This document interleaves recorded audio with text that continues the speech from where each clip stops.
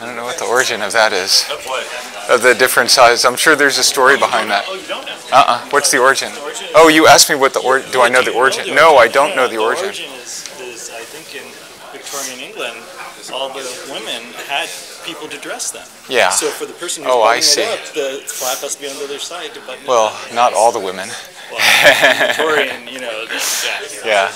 But that's all the dress was. A few of the women. That mattered. Yeah. The women that mattered.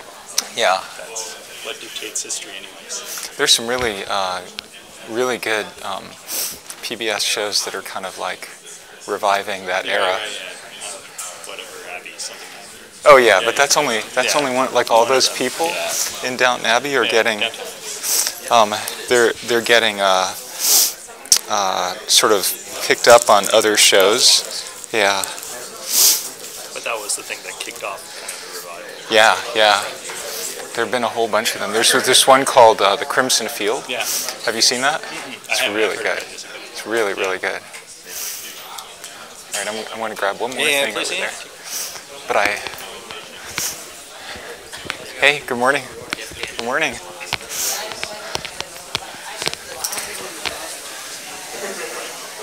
Hey, good morning, Gordon. How are you doing? Yeah, good. Good. How are you? Not too bad. I'm just going to grab a little water.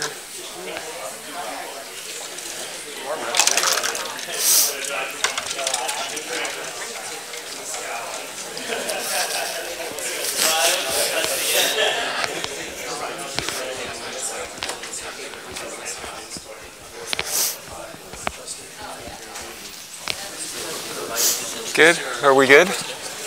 Yeah, we're good. Yeah. That's it. That's the one.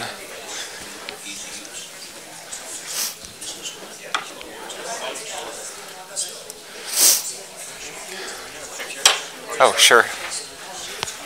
You don't want a picture, an action picture?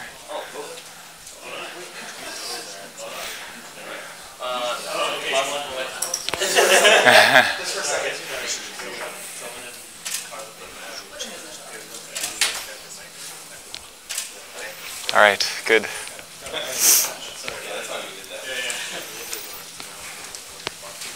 Okay, good morning. I guess this is the last applications-oriented lecture, right?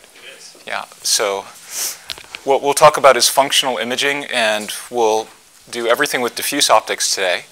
I think you've already heard we had that really nice industry roundtable, so you know we're all working with industry, and as I mentioned at the roundtable, I'm a co-founder of Modulated Imaging, which is a spatial frequency domain imaging technology. We work with other companies.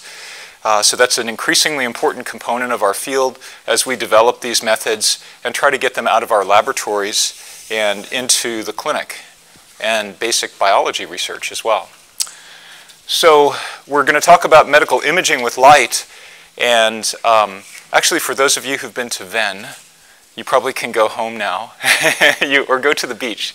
You have an hour and a half. You've seen all this before. So basically, medical imaging, if you talk to a radiologist, they're the discipline that does medical imaging. They think of MR, X-ray, nuclear, ultrasound. Those are the big ones, kind of the big four. Optics is not on their radar screen at all. Well, in some places, certainly in academic institutions, but it's not really widely thought of as a medical imaging modality. Of course, interventionists, people who are taking things in their hands and doing things to patients, like interventional cardiologists or GI physicians, gastroenterologists who do endoscopy, they're thinking about optics in some way because they're using all those optical tools. So optics is usually sort of stuck out here in the big picture of medical imaging.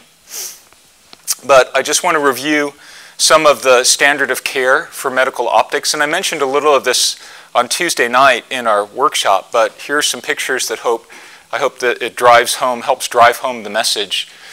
So medical optics really is standard of care. You guys are fortunate enough to be in school now and working on beautiful technologies that probably, if you keep working on them, they'll have a path that maybe can move into commercialization and into the clinic. If you go back 25 years, 30 years, there really wasn't very much. So now we have about, from an imaging and spectroscopy point of view, over a $20 billion market for medical optics. The lion's share of it is in endoscopy, so lots of endoscopy going on. Some endoscopy makes the news, not necessarily good news. I think probably everybody's followed the Olympus scope scandals or problems with patients dying and the inability to actually fully sterilize those scopes. But endoscopy is, in many, many forms, probably the biggest and most important optical technique in medicine today. And it's continuing to evolve. And probably the biggest implication of endoscopy is not just that you can go into the body and look in specific regions, but you can do surgery as well.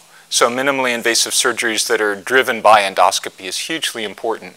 Does anybody know what sort of the biggest company out there is? I mean, I know some of you do know. You can't answer this question, but there's a very, very large company that's their entire business model.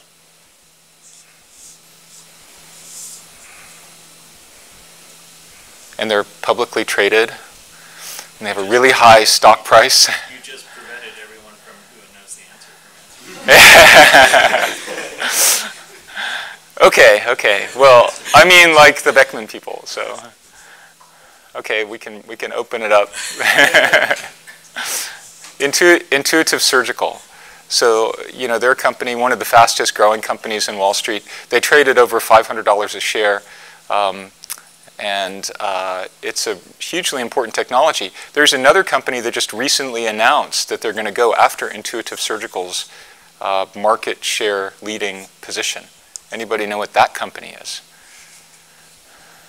You could get jobs with these companies. You guys have to know.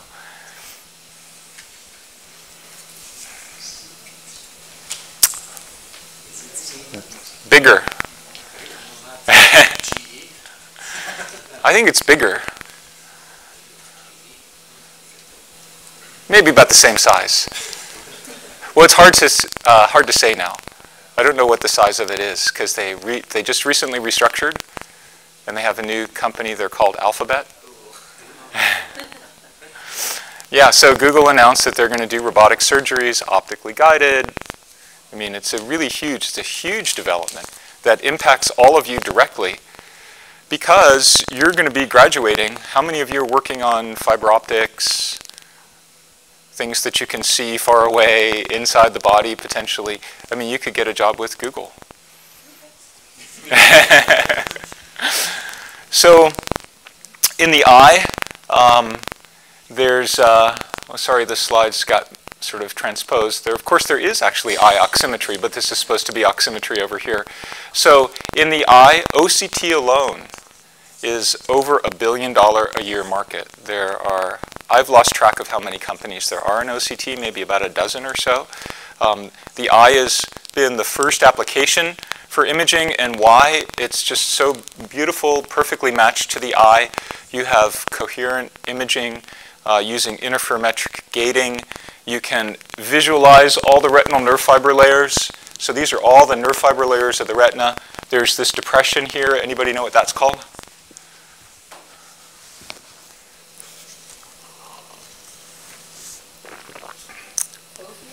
Fovea. That's the foveal pit. So this is the highest density of photoreceptors in the eye. They're virtually all cones in that region. You only see rods more around towards the periphery of the retina. So super high density of photoreceptors, extremely important to visualize this anatomy. And these are all retinal nerve fiber layers. And then here, you actually are going to see the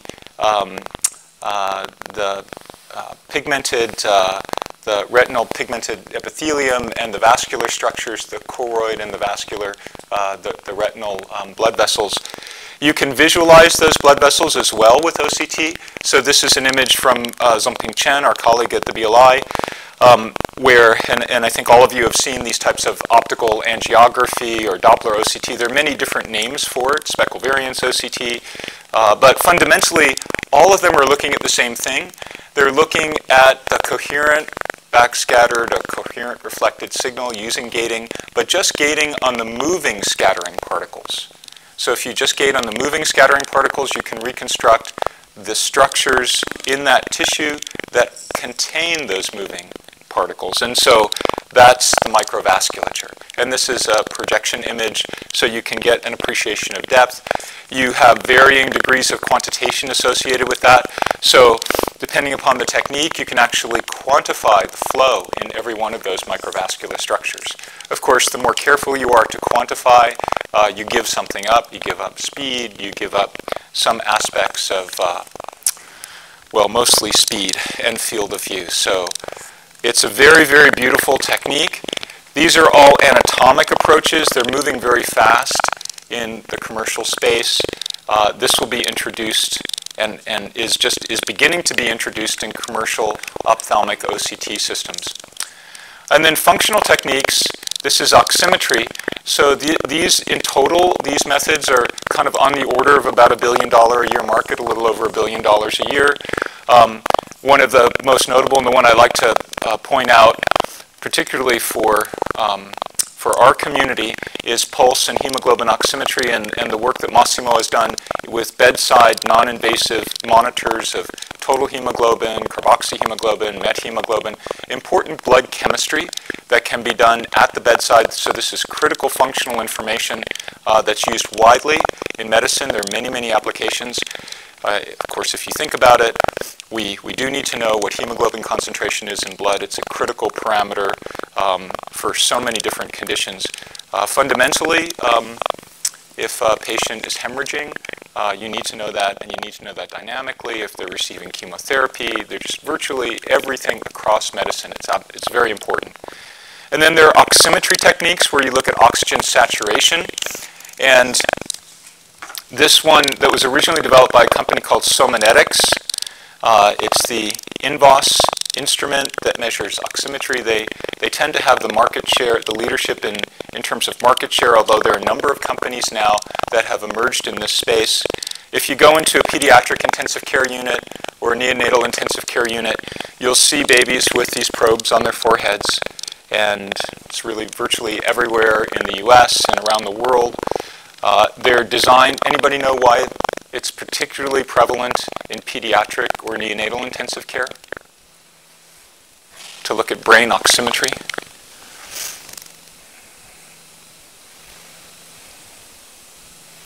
Too early in the morning. Well, so the fingertip sensor is pretty good for looking at oximetry in your fingertip. And it may or may not really tell you anything about what's going on in the brain. So with these sensors, with these devices, you're actually able to look directly into the brain of babies. Babies are pretty optically transparent. And this is a critical parameter because their lungs are not fully developed.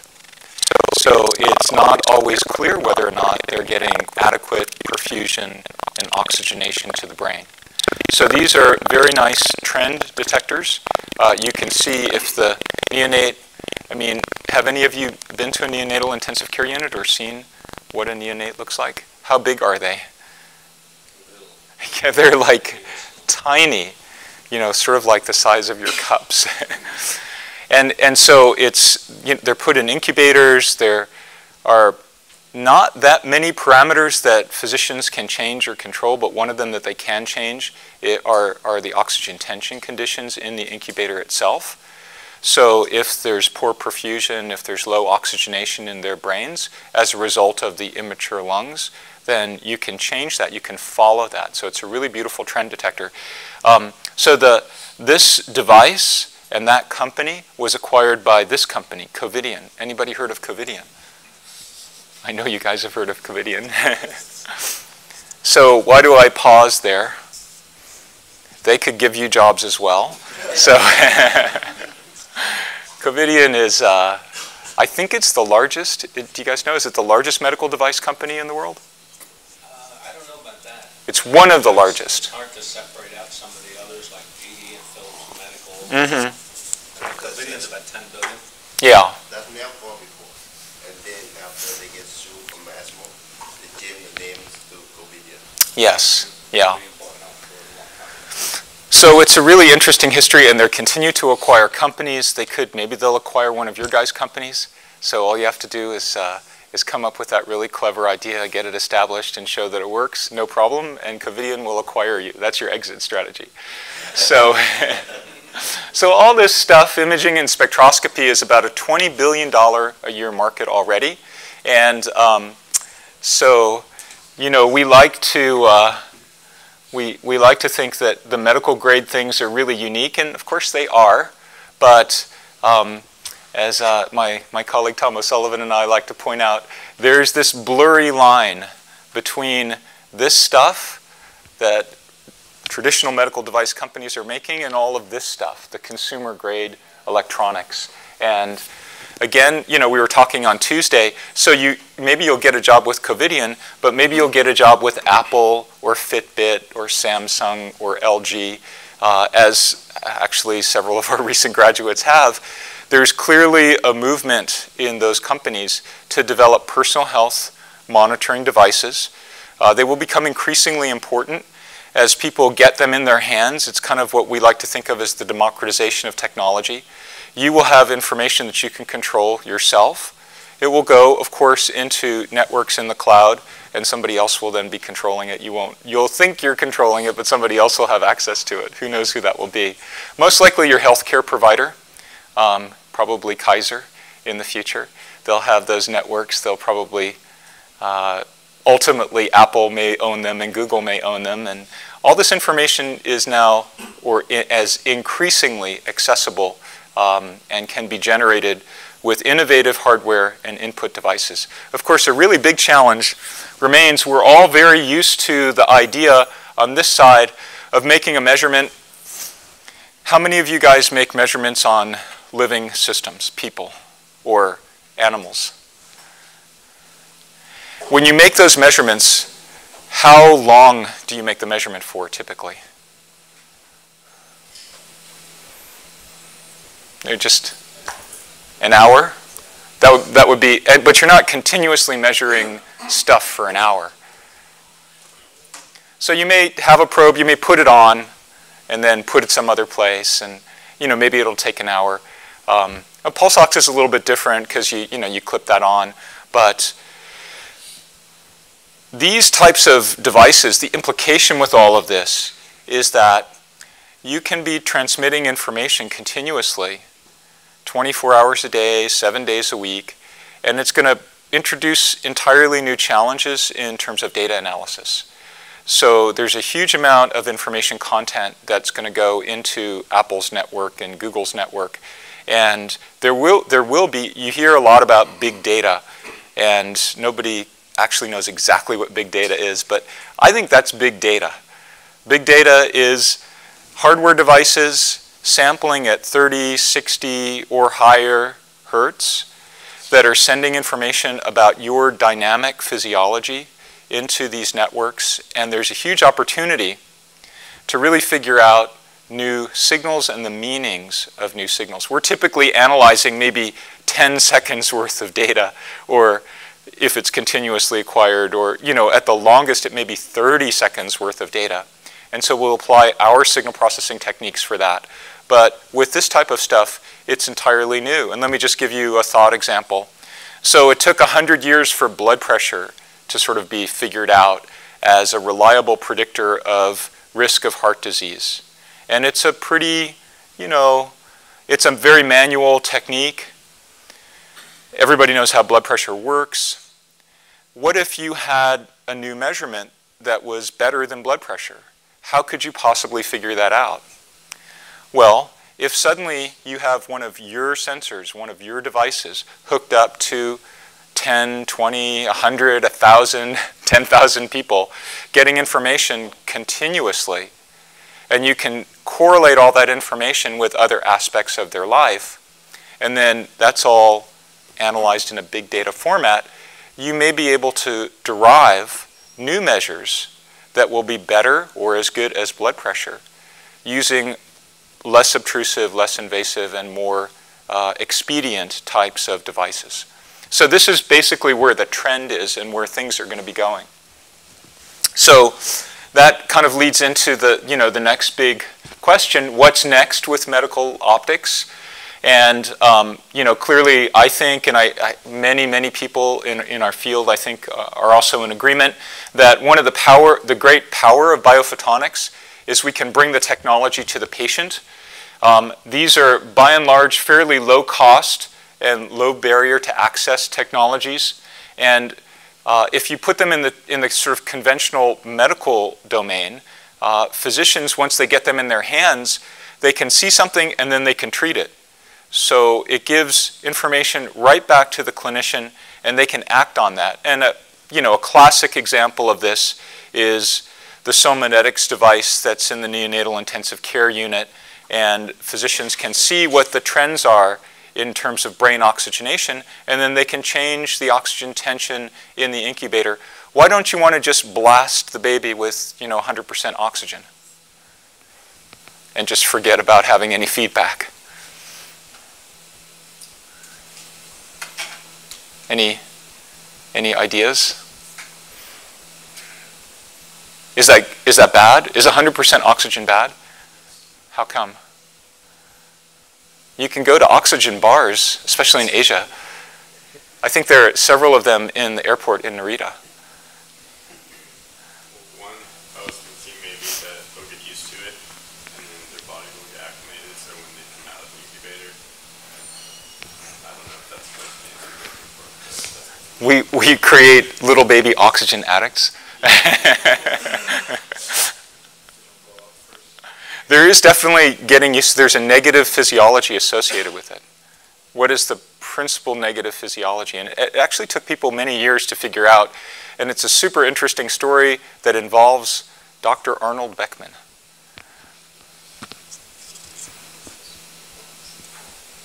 So what will happen is the babies, as their eyes are developing, they'll have overproliferation of vasculature in their retinas, and they will go blind. So the high oxygen tension levels stimulate angiogenesis and improper development of blood vessels in the eye. And so this was observed over many years, that babies who were when everybody was excited that incubators were developed, so now you could have premature infants survive, and they gave them 100% oxygen. And it wasn't until Dr. Beckman developed an oxygen analyzer that could measure oxygen tension in the incubator.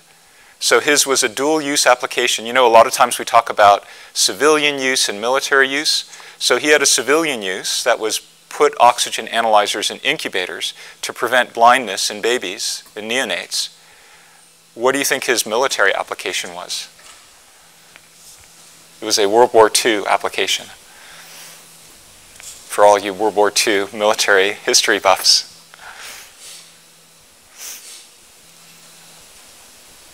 What would you do with an oxygen analyzer in the military?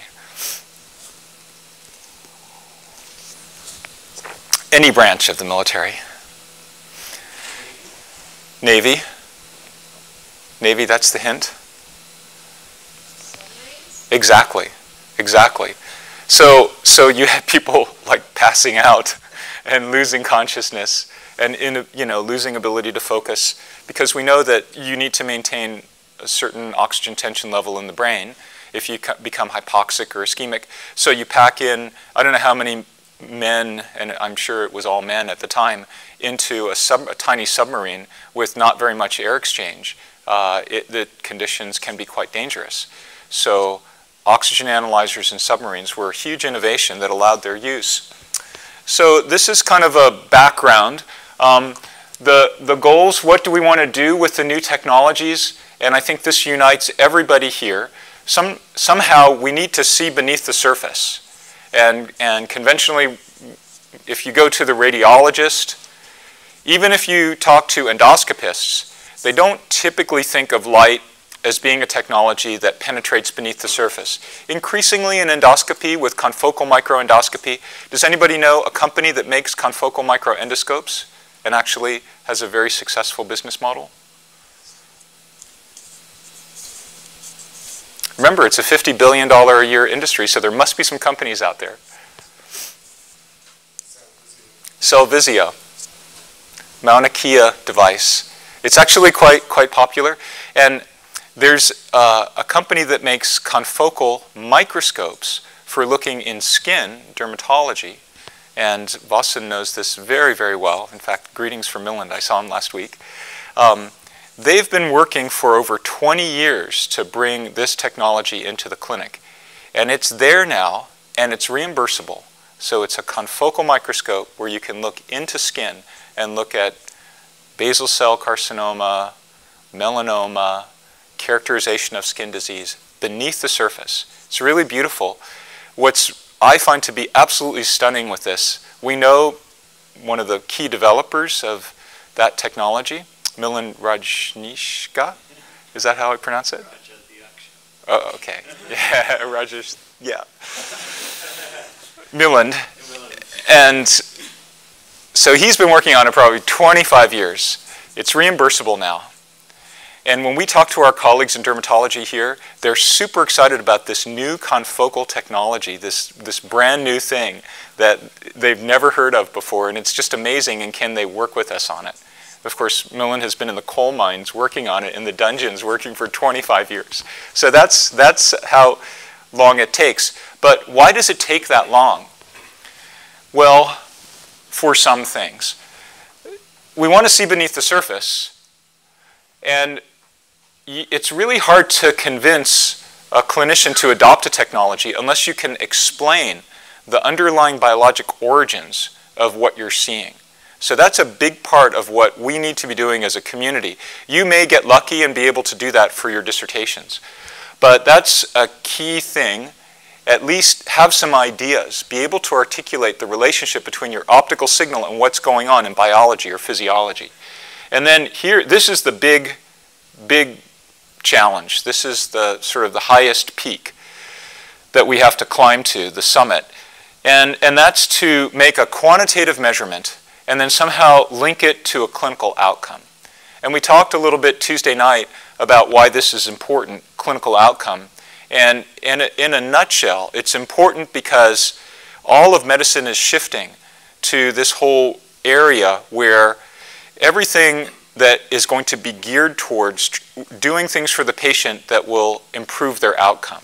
And if you don't have evidence that your technology, your intervention is actually improving the outcome for the patient, you're probably going to get left in the dust, unless it's something that's been grandfathered in and everybody is just using.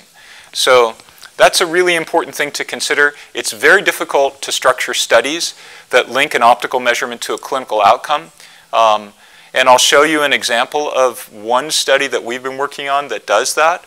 And hopefully that can inspire you to think about how you guys want to do it.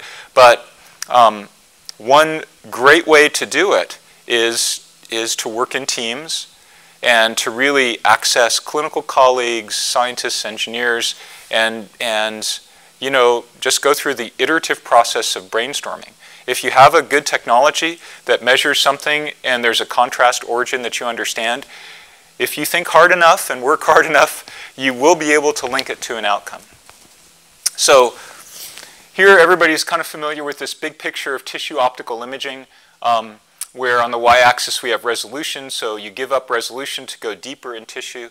And what I really want to point out with this is that these blue-coded technologies, nanoscopic, microscopic, coherence tomography, these methods, they all rely on the wave character of light, and they utilize some sort of gating strategy to suppress multiply scattered photons. So multiply scattered photons are the enemy of these methods.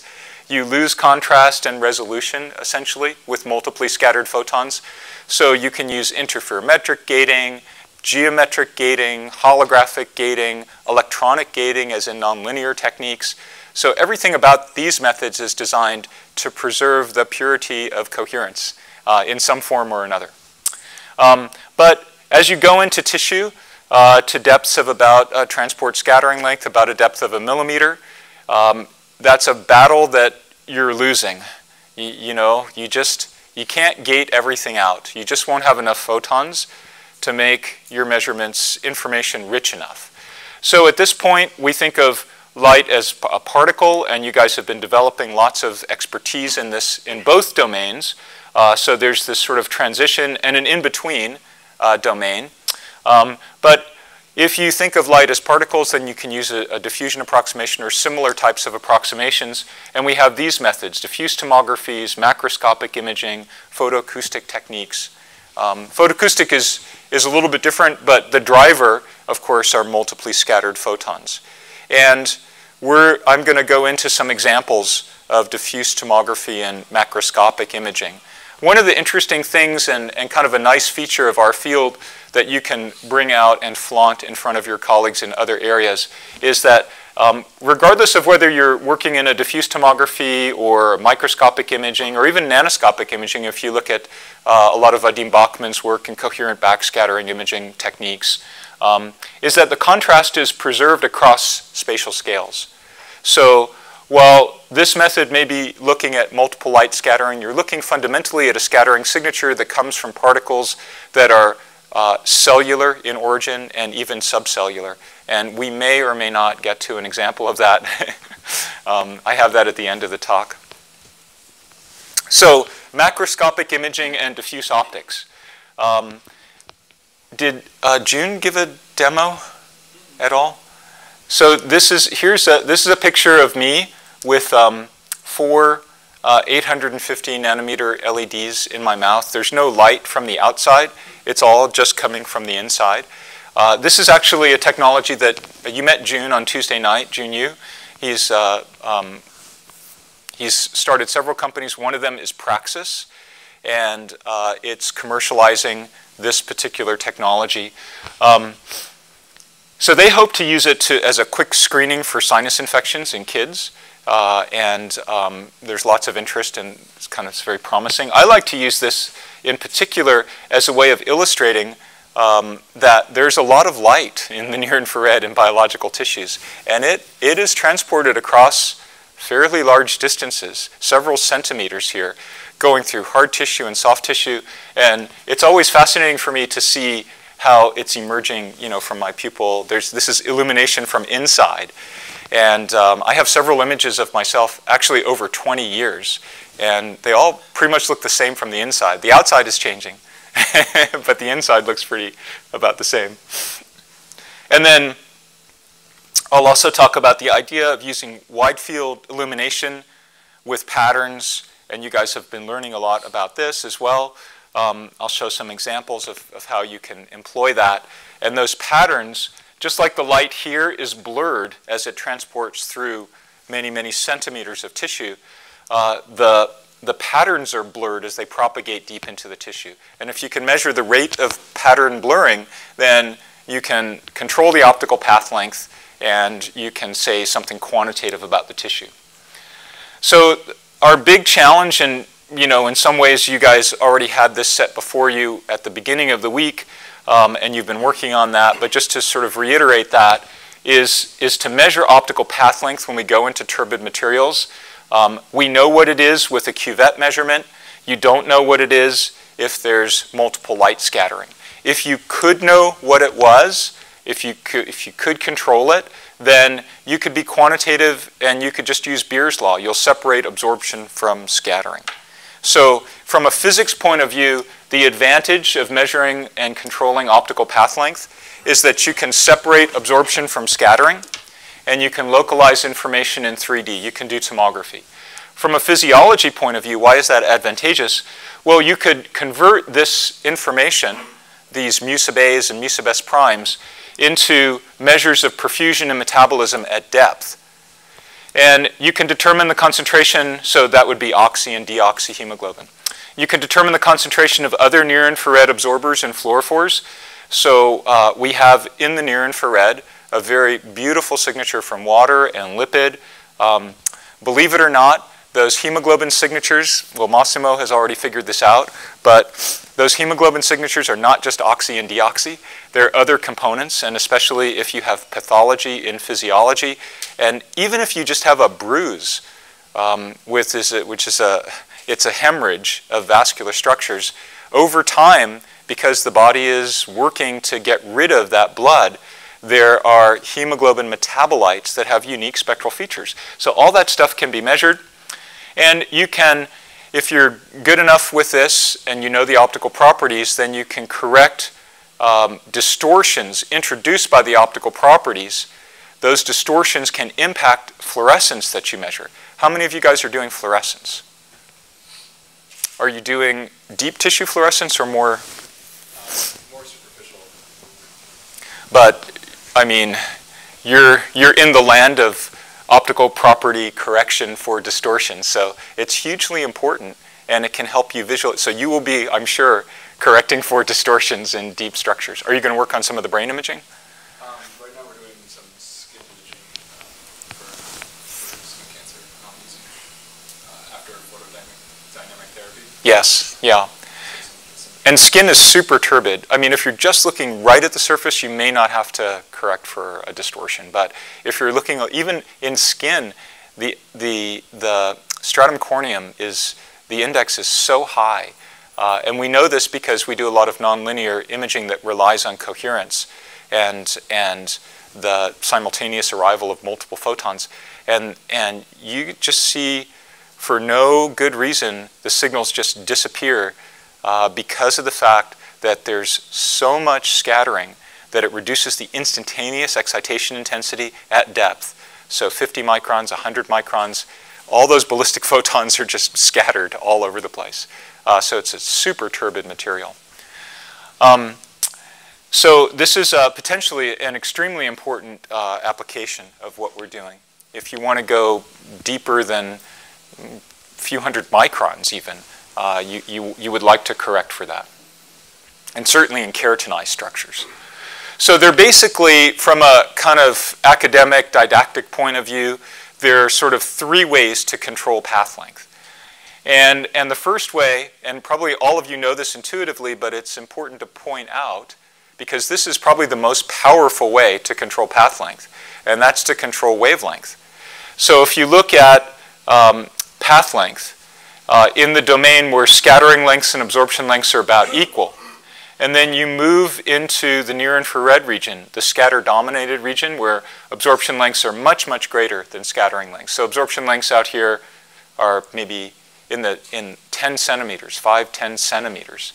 Scattering lengths are, what are the scattering lengths in the near-infrared? This is your spot quiz.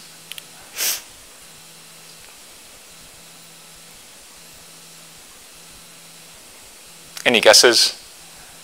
Actual scattering lengths, not transport scattering length. How far will photons propagate on average before they encounter a scatterer? In the near-infrared. Or undergo a scattering event. Maybe about 20 to 40 microns. So very short scattering lengths. So in this scatter-dominated region, where scattering is so much more probable than absorption, you can have an increase in the optical path length from a few millimeters to tens of millimeters. So 15, 20-fold increase in optical path length. And that's huge, and that's actually something that you can take advantage of if you're trying to interrogate tissue at different depths.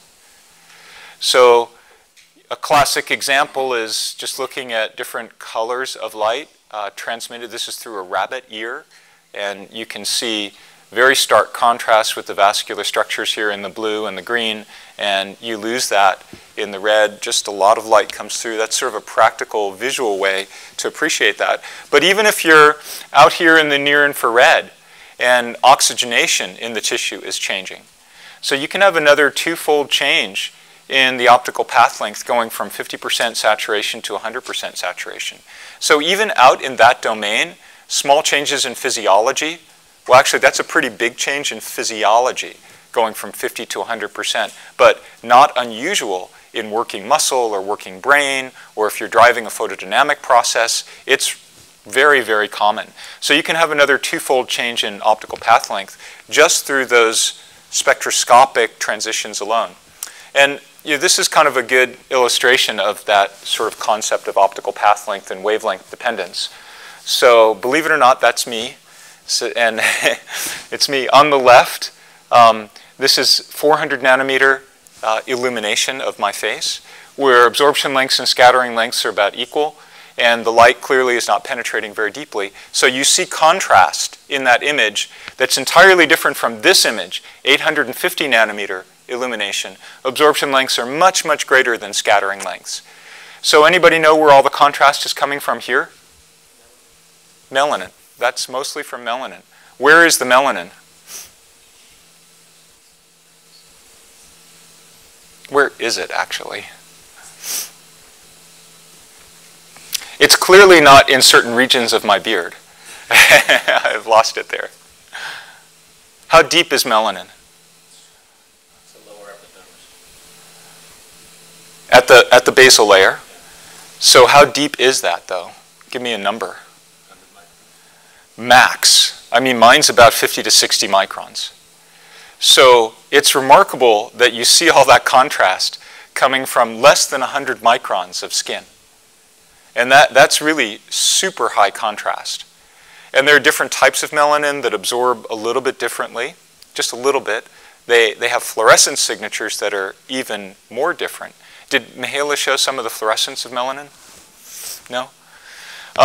So this is a pretty high contrast image. And you can see I have melanin localized. Some people call that freckles, but and then, you know, like if others of you do the same thing, you won't necessarily see the same dotty structure like that. And then this is at 850 nanometers. So where's the contrast there coming from?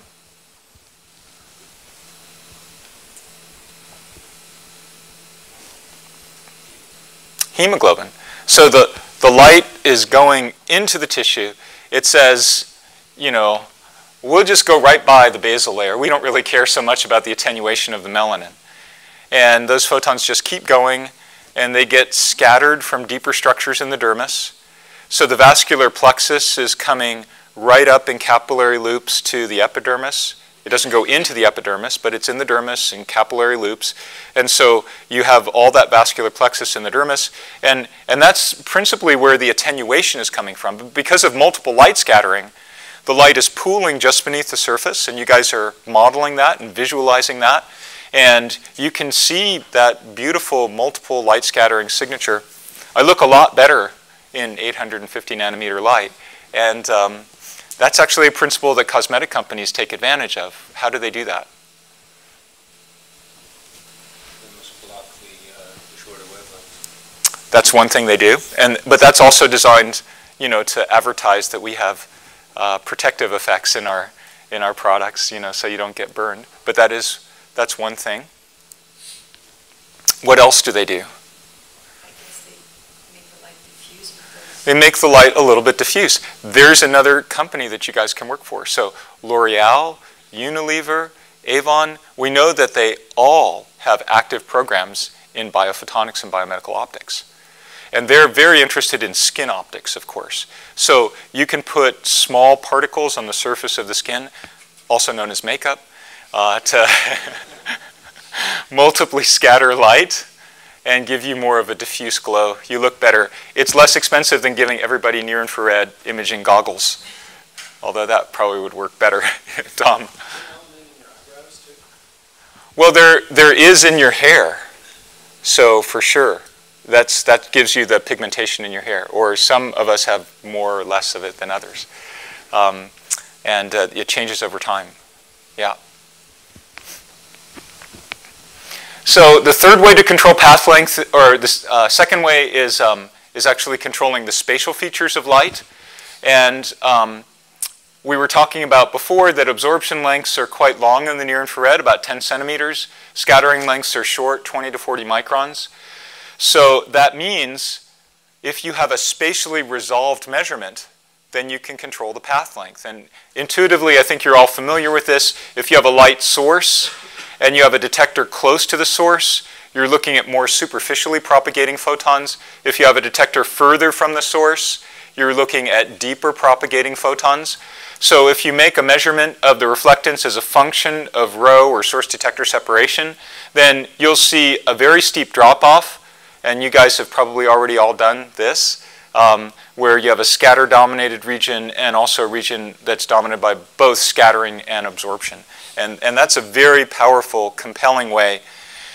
If you look at that's spatial control, and then anything you can do in space, you can do in time.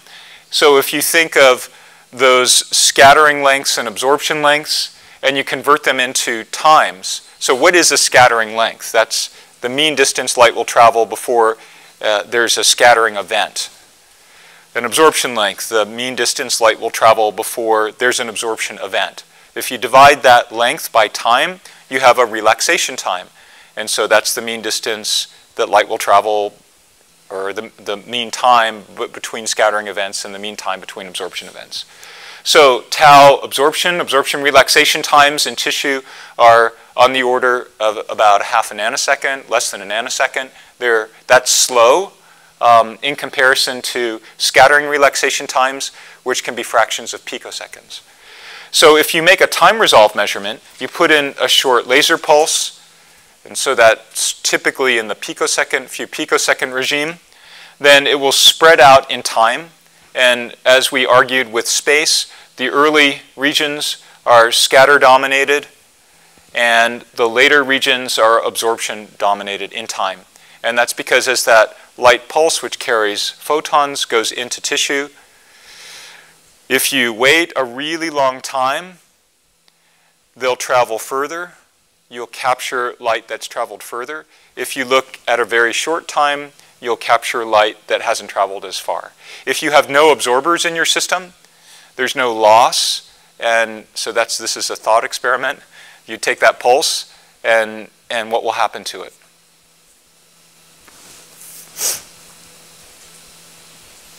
So I launch my pulse into a non-absorbing system.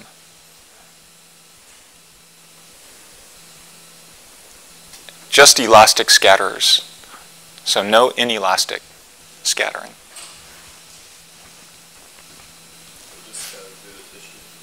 It just keeps going, bouncing around. So, it's just a thought experiment, really, but it helps you visualize the importance of absorption loss. So let's say I begin to put in a few absorbers. Now that will constrain the actual total optical path of those photons that are bouncing around aimlessly, wandering in my highly turbid material. So that you'll begin to see in this tail region of the temporal point spread function. So if you look at early arriving photons, and you are able to truly gate those out, those will be reflecting more superficial paths. Later arriving photons, deeper paths. If you make a time-resolved measurement, and so if you look at some time resolution of your measurement, then you're essentially gating out the most superficial photons that you would see in a DC measurement. So if you don't have the temporal gating and look at that temporal point spread function, you'll have a lot of contribution from light that's at the surface that are superficially propagating. And so you can do, have you guys done this already? Have you visualized that? Yeah. Oh, perfect. Yes. I have a question. It seems a lot of times that we don't.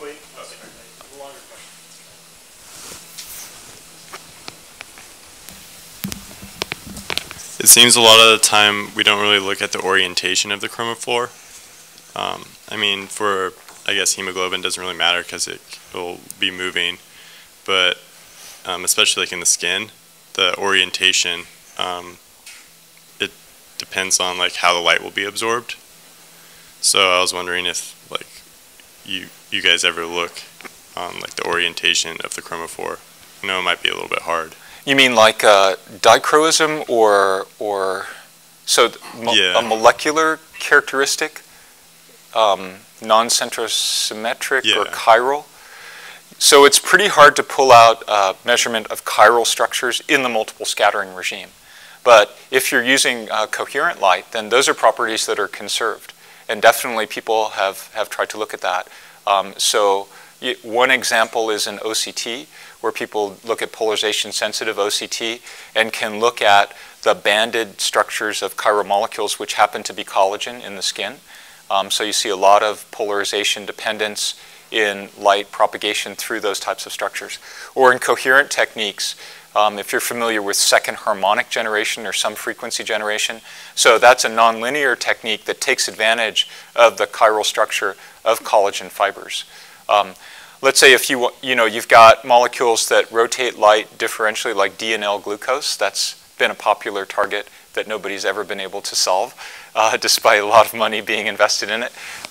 It's really hard to pull out very sensitively the chiral structure contribution from chiral molecules like glucose at any depth. That can be done in a pure cuvette. For that, that's a little bit more, I guess, like scattering. But well, the scattering degrades, so you have to probe it with polarized light and then analyze it with polarized light. And so the scattering degrades all of that. So you have to have polarization preserving ways. And that's best done with coherent backscattering techniques, like OCT types of techniques, or Vadim Bachman and Adam Wax have done a lot of really beautiful coherent backscattering approaches. But then they won't be probing really deep. Yeah. But there is a sweet spot that you could possibly, where is the sweet spot in between the blood vessels and the surface, where you can potentially design some techniques like that from a physiology point of view. I've narrowed the space down for you. That's called the extravascular extracellular space. So interstitial fluid resides there. And there's quite a lot of activity in trying to analyze things like glucose and lactate and other metabolites in that interstitial fluid. So it's a pretty active area. The interstitial fluid is in the collagen, and the vascular is at the papillary dermis, which is actually above that. Yes. So it's the ISF is below the vascular space.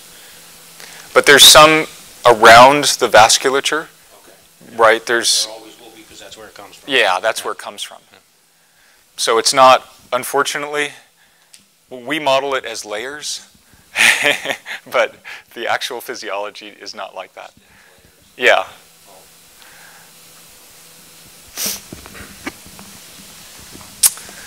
So we've got time, and so just kind of to summarize, in terms of measuring optical path length, we have, in the real domain, we look at both space and time as our controlling features. In terms of time, we'll have an input pulse, and we'll look at the dispersion of that pulse in time.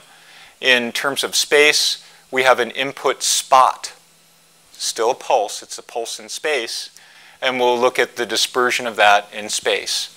So this is kind of a really good way to think about how to do work in the frequency domain then. So Fourier transform equivalence of these real domain techniques or frequency domain techniques. This is a signal that's varying in time, and we look at its output in time. You can do the same thing in the frequency domain. So how do you do in the frequency domain a signal that's varying in time? You can impose some sort of sinusoidal modulation, a regular sinusoidal modulation function, because you can represent a pulse of light in terms of sine and cosine components, frequency domain components. And then you can look at the change in the phase and the amplitude of this sinusoidally propagating wave as it moves into tissue. And in the spatial frequency domain, you can do the same thing. But here, we'll sinusoidally modulate our input in space rather than in time. Of course, you can do it in space and time if you have the right scheme. And then the output is still sinusoidally varying, but there'll be change in that sinusoidal input. It won't be as sharp. It'll be blurrier, and the amplitude will have changed. So if you, from a instrumentation point of view, what we typically do here is take, let's say, a fiber optic as a delivery device, or it can still be free space, but then we'll typically put a detector on the surface of the tissue. So your sensitivity map is typically a bit deeper. In fact, you can completely transilluminate tissues this way. You can take a light source, you can put a detector on the other side. I was just recently visiting our colleagues at Hamamatsu in Japan, and they showed me for the first time They had a nice tabletop instrument, which is it's a time-resolved instrument, and they were completely transilluminating the head. So now it's actually kind of going back to the original experiments that were done by Britt Chance and Enrico Graton's lab, but they had a giant mode lock laser and a super sensitive microchannel plate photomultiplier tube. And so Professor Chance was able to see this pulse of light go completely through his head. But that was anything but portable. That was an entire room in a huge multi-million-dollar center. Now these guys showed me they had a very nice portable tabletop system with pulsed diode lasers that were capturing. Took about 5 seconds of integration time to get a good brain oximetry signal. It's pretty impressive. Just for the benefit of the course, what limits the ability to do temporal frequency domain measurements in a wide field imaging setup? You pointed to the fact that usually it's done using fiber optic delivery and collection, as opposed to spatial modulation. Yeah. So basically it's the temporal response of your detector. So the simplest way to think of it, if I could take that fiber optic, right, and expand that in space. If I have enough power, I can just illuminate the tissue in the temporal frequency domain. And we did these experiments in the 90s. So everything will come back, and it can be done even better now. There's a practical difficulty then with measuring the phase and the amplitude of the light that's remitted and still preserve that spatial content. Now, with advances in FLIM microscopy, which is sort of that same concept, it's FLIM, fluorescence lifetime imaging microscopy. It's that same concept, illuminating a wide field, turning the light on and off, and then looking at the phase and the amplitude of the remitted light that shifted in energy to the fluorescent wavelength. Because the fluorescence follows in time the source function. You can do fluorescent imaging in every pixel. But the bandwidth constraints of fluorescence, because of the relaxation times of the fluorescence process, are not as rigorous as those. So absorption relaxation times are fractions of nanoseconds. Typical fluorescence lifetimes may be several nanoseconds, 10 nanoseconds. So you don't have to go as fast. But with detector technology getting better and better, you can do that. There's another way to do that. Anybody familiar with using point detectors for imaging and compressive sensing? So a slight detour, I won't go into a lot of detail, but you can encode spatial information in time. So imagine that in this temporally modulated wide field projection, every pixel you were able to turn on and off at a slower frequency. So you're modulating the information that's going to talk about the tissue optics in the megahertz to gigahertz regime. But what if you had a way of making this pixel, turning it on and off at 1 kilohertz, and this pixel 2 kilohertz, and this pixel 3 kilohertz, and so forth? And so that was your carrier wave. And on top of that, let's say you had your sweeping from 10 megahertz out to 1 gigahertz. So those are techniques that are sort of adapted from telecommunications. The combination of multiple frequencies with carrier frequencies. And then spatial content is encoded in temporal frequencies. And then you just need a single point detector. And so then if you looked in Fourier space of your point detector output, you would see pixel 0, 0 as being the 1 kilohertz signal, and then you could look at all the temporal frequency. So those are techniques that are coming as well, and we're fooling around with all of those. There's a lot of potential for that stuff. So good time to be working in the, and how would you do that, by the way? How would you turn light on and off in at different rates in different pixels? From a hardware point of view. Exactly. Spatial light modulators, and you're working on single point. That's exactly what you're doing. So And you were supposed to raise your hand when I said compressive sensing, because you're doing compressive sensing. So DMDs, spatial light modulators, are really, really powerful tools. You heard from David Kucha on Tuesday night. He started doing his PhD before there were DMDs. And you know, that's a good example of why, if you feel like you have a promising approach, a good technology, stick with it, because there will be technologic innovations that come along that can accelerate it dramatically. So keep your eyes open for those. They're always being developed. Yes? I'm not familiar with the DMD. Is that like a micromirror array? Exactly. DMD is digital micromirror. So it's part of a broader category of spatial light modulators. And they can be liquid crystal on silicon, LCOS, so those are reflective ones. They can be mirror-based, LCD-based. So How fast can they turn on and off? So the records are in the probably tens of kilohertz regime right now. Some of the limitations, which I guess I have that at the very end of my talk. It's probably like my 100th slide, so we'll probably never get to that. There are how to load sinusoidal patterns, how fast you can load sinusoidal patterns. The intrinsic feature of a DMD is just an on-off switch. So you can also run them in binary mode in the tens of kilohertz, and then you get square wave patterns. But of course, square waves are just a whole bunch of sinusoids put together. So they're something not to forget as important hardware-based input functions in our methods. So let's see. I'm officially supposed to end at 10. If you can focus on temporal frequency domain, that would be helpful, because they did SFDI yesterday. Okay. So here's a little bit more focus on temporal, as Vossen requested.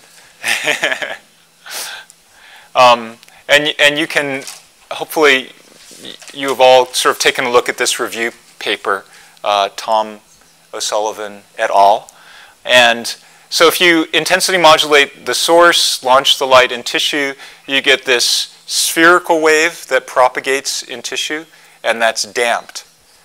So the measurement that we make with the detector some distance from the source in a, let's say it's a backscattering geometry, is actually kind of a near field measurement, because the modulation wavelength of that photon density wave is pretty long. And you know, maybe 10 centimeters or so. But we're not measuring typically 10 centimeters away. We're measuring maybe a few centimeters away.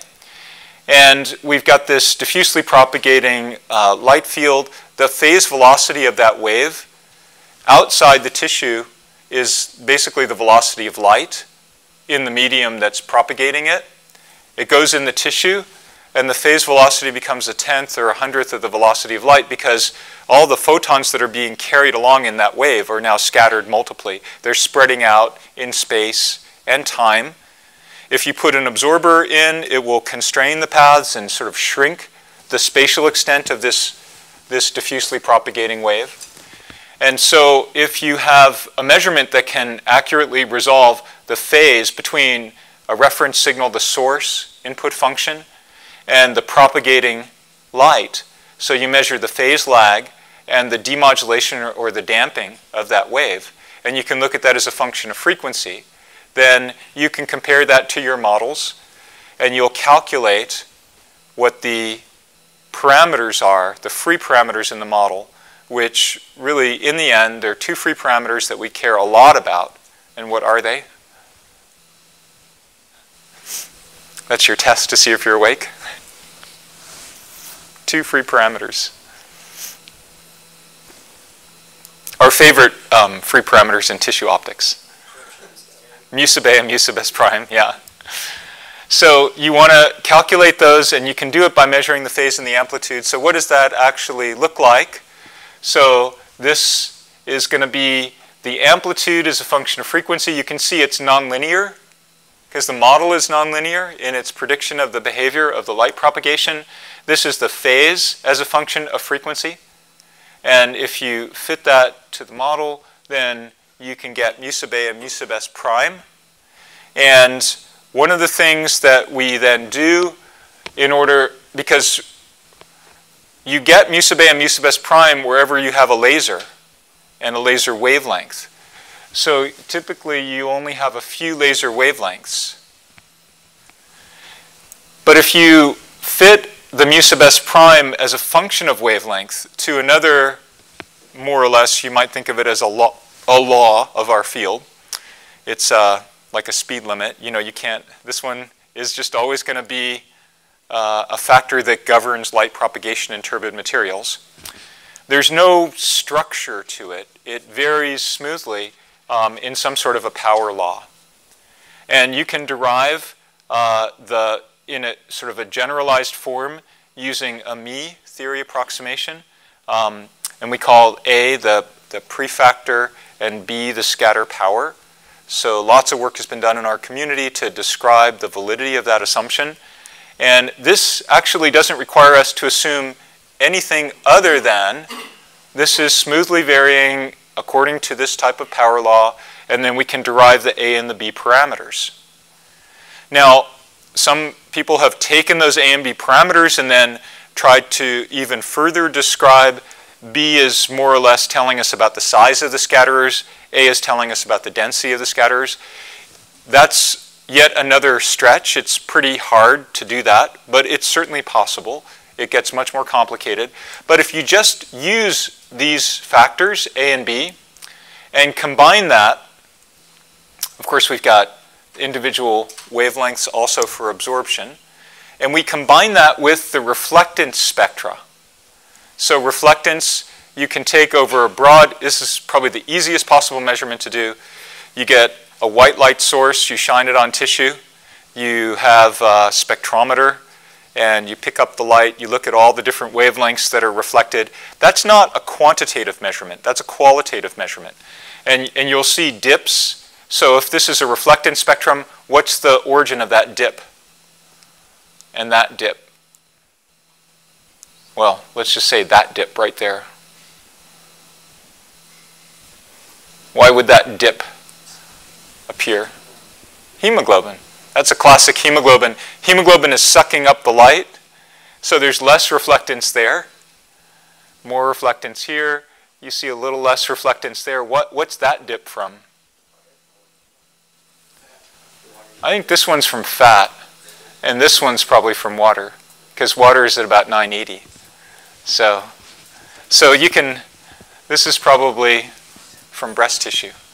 That dip there, is that 750? The first one, the hemoglobin dip? The hemoglobin dip, about 760. There's a really strong deoxyhemoglobin absorption there. Well, but we don't have, but there's already, that's a big dip. We're in a big dip there. Yeah, and this keeps going down. Yeah, the big one is the one. And if you keep going out here, you'll be down here. Okay. So this is just near infrared, from. So what you can do then is you combine that power law fit with the reflectance spectrum, and you also know the absorption spectrum at those discrete wavelengths. So what is reflectance? Reflectance is just a combination of absorption and scattering. So now you can derive the entire absorption spectrum from that uncalibrated reflectance spectrum. It just requires that you do calibration at a few wavelengths, enough that you can come up with the A and the B parameters. And this is a pretty generalized principle that's used a lot in our field and in measurement science. You measure something that's known and you combine that with something that's varying in complex, and part of that varying thing, you know something. So that's typically called, in inverse problems, a constraint. So you're just imposing a constraint and solving an inverse problem with that constraint. The constraint here is we're going to know the wavelength dependence of scattering. And we have an additional constraint.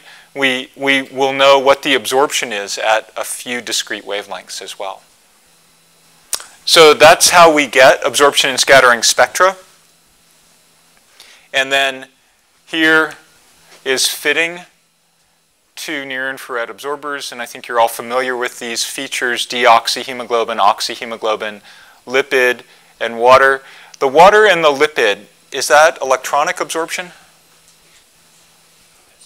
That's an overtone. Those are overtones, vibrational overtones.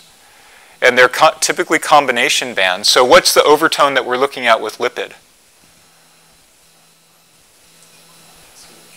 CH. So that's typically sort of in the 2800 to sort of 3000 wave number region in the vibrational spectrum. And so you're looking at overtones of CH here. What about water at 980? That's also fundamental OH infrared vibration in the structural region. So these are incredibly important and easily accessible with all of our detector technology, all of our source. Of course, there are even stronger features if you go into the SWIR, the short wavelength infrared, and they can give you a lot of information. So then you can fit to these chromophores. And what's nice about this approach is we've got a very broad band absorption spectrum. So that can potentially improve your fits. And you can add things to your fits. So you can potentially put methemoglobin in, and we've shown exquisite sensitivity to methemoglobin formation and reduction. You can put cytochrome in. Most of the measurements that we make the tissues don't have a lot of cytochrome. So if you're looking at breast tissue or fat tissue, there's just not that much cytochrome there. But not accounting for some of those components can lead to changes in the fit, and some of those inefficiencies or lack of matching in the fit we've exploited and others have exploited to identify mysterious components. We don't know exactly what they are, but those unaccounted for components can be important in diagnostics as well. And so some of those we've characterized as being tumor components that are characteristic of malignant tumors, and they're not accounted for 100% in these fits. So here's some of the instrumentation. You'll see that. Tom, did you already demo, or you're going to demo this afternoon? So I started working on this in the early, actually 1990, and it took an entire room, and we used an external beam optical cell, and I actually had to climb up on a table to align the laser with respect to the optical cell. It was pretty cumbersome. But the same principles then as they are now. And so this is a board-based device where the frequency domain work is taking place inside of a very small module inside of this device. This device has both the frequency domain and the time and spectroscopy. And there are different probes. We tend to like the idea of being able to put a detector directly onto the patient. So in this piece, there's an avalanche photodiode, and you put them directly on the patient. It's the most efficient way to couple light into detectors. But of course, you can do that with optical fibers. And then you can form images. So you put probes in locations. In every location, you have the absorption spectra and scattering spectra. And then from that spectra, you can calculate any of those contrast elements. So here's a virtual image of a breast rotation. This region has the areolar complex. So it's not very much lipid. This is this image of lipid. So you see this region has lots of lipid. This is not, and you can see there are different spectra associated with the regions. So you said that you've gone through spatial frequency domain. Okay. So you saw all that, and did you see this? And did you see depth sectioning? But did you see this? So I showed you before the contrast. So the main point that I want to communicate, the overall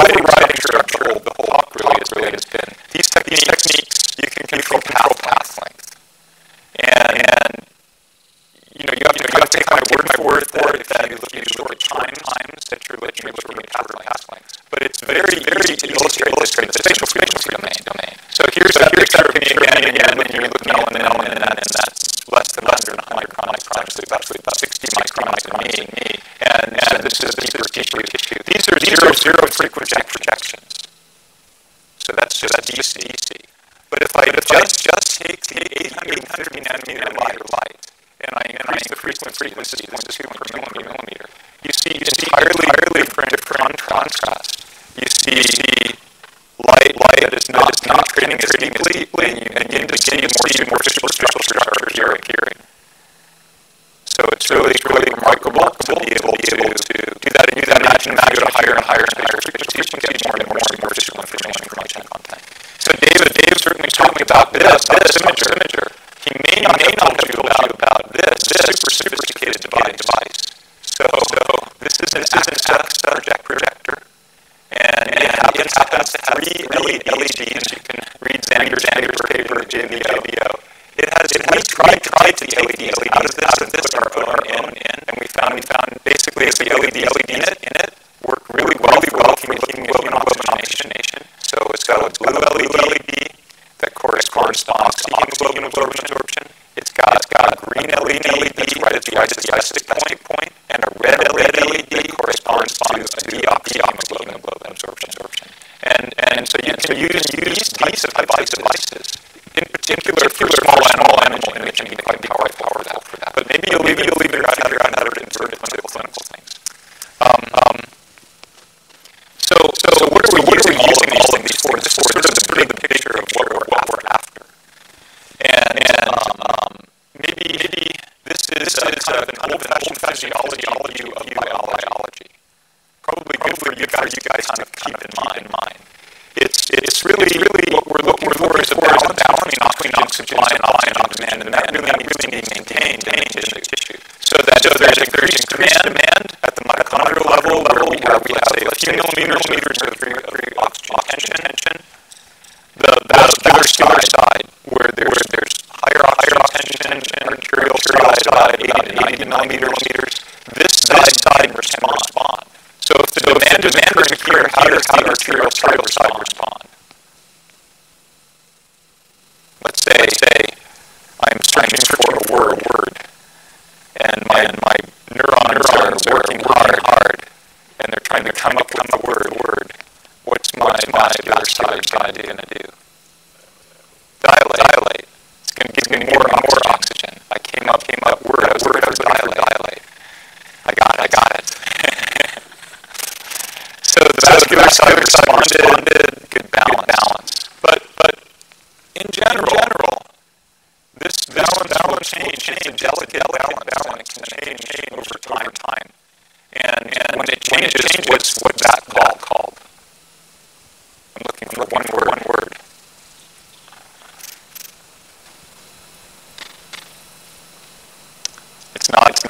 It's definitely not rocket science. What is it? Disease, D word. When that balance changes, that's basically the underlying origin of many disease processes.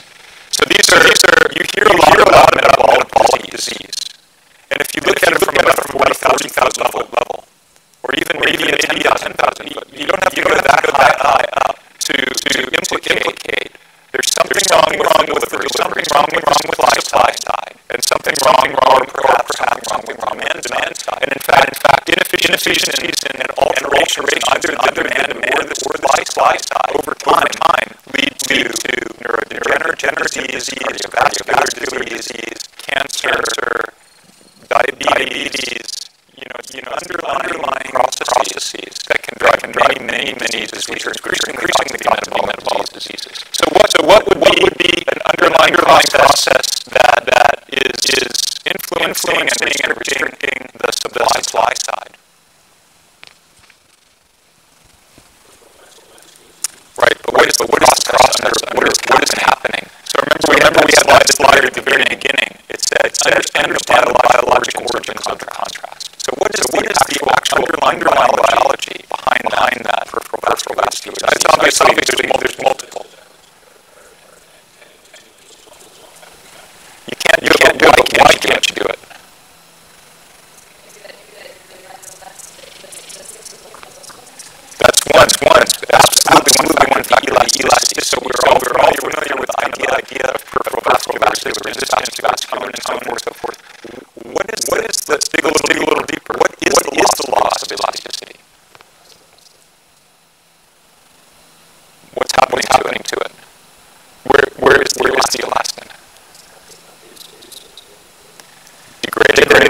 another actual probably bigger drive of vascular stiffness.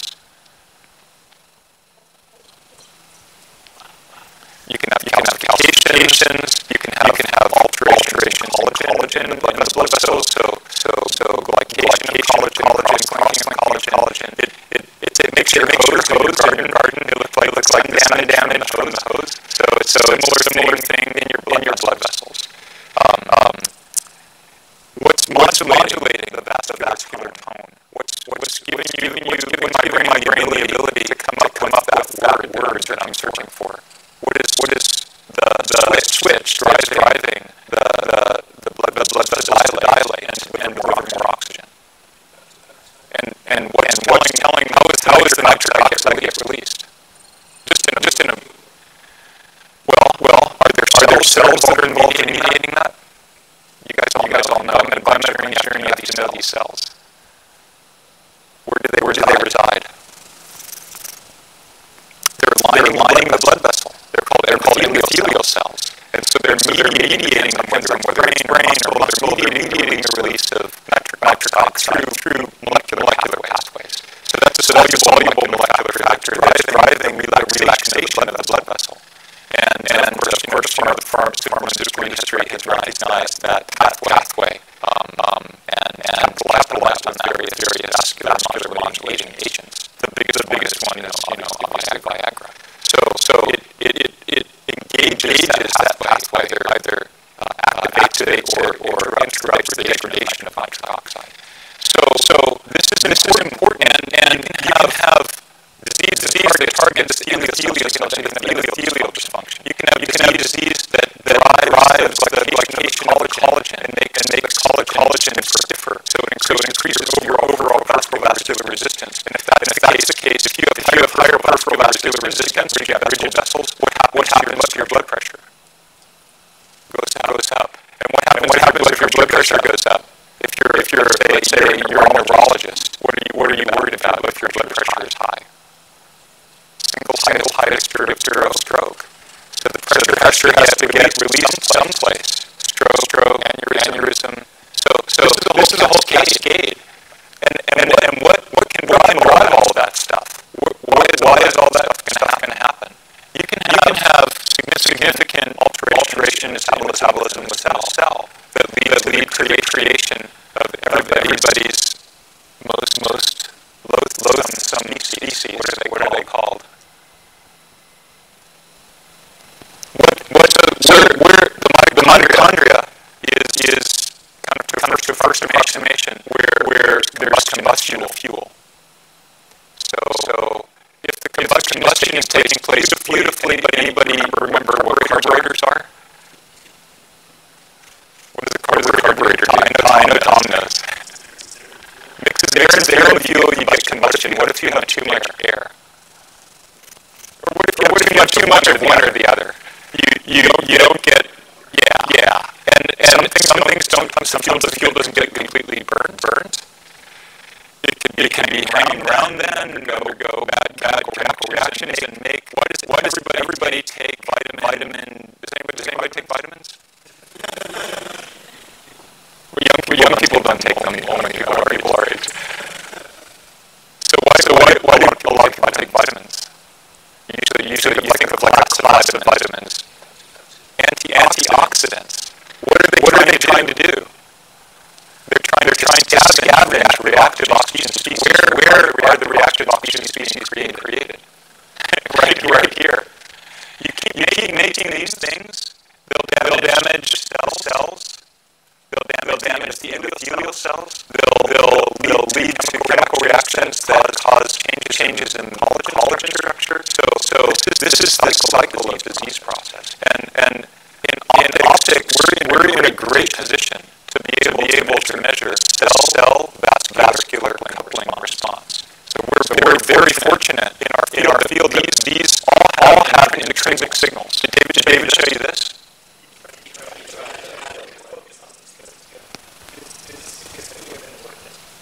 Okay. So this is an example, not of cell vascular coupling, but of let's called a cell basket. This is like a hammer. This is a really blunt force instrument. So here's the experiment. So we're working with Macroscopy, who's a neuroscientist and has developed intrinsic signal optical imaging techniques. And in each one of these panels, we've got different things that you can measure with spatial domain imaging. And we've highlighted them by looking at the deltas. So we're injecting potassium chloride. Anybody work with potassium chloride? Anybody know what it does?